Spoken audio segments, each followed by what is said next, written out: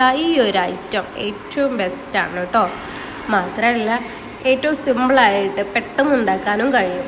വെറും 3 ഇൻഗ്രീഡിയൻസ് മാത്രം മതി.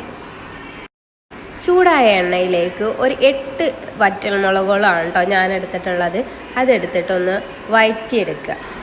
അതേ എണ്ണയിലേക്ക് തന്നെ ഇനി ചെറിയുള്ളി ചേർക്കാം. ഒരു 16ഓളം ചെറിയുള്ളിയാണ് ഞാനിവിടെ എടുത്തിട്ടുള്ളത്. ഇതെടുത്തിട്ടൊന്നും കൂടി വഴറ്റിയെടുക്കുക.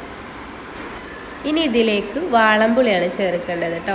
ഞാനിവിടെ ഈ വാളംപുളിയാണ് എടുത്തിട്ടുള്ളത്. ഒരു പൊടിയോളാണ് വാളംപുളി, ഒരു ചെറിയ പൊടിയോളം വാളംപുളി ചേർത്തിട്ട് വീണ്ടും മിക്സ് ചെയ്തെടുക്കുക. അപ്പോൾ ഇത്രയേ ഉള്ളൂ. ഇനി മിക്സ് ചെയ്തതെല്ലാം നമുക്ക് അരച്ചെടുക്കാം. അരകല്ലിലോ മിക്സിയിലോ നമുക്ക് അരച്ചെടുക്കാം കേട്ടോ. അരക്കല്ലുണ്ടെങ്കിൽ അരക്കല്ലിൽ അരച്ചെടുക്കുന്നതാവും ഏറ്റവും ബെസ്റ്റ്.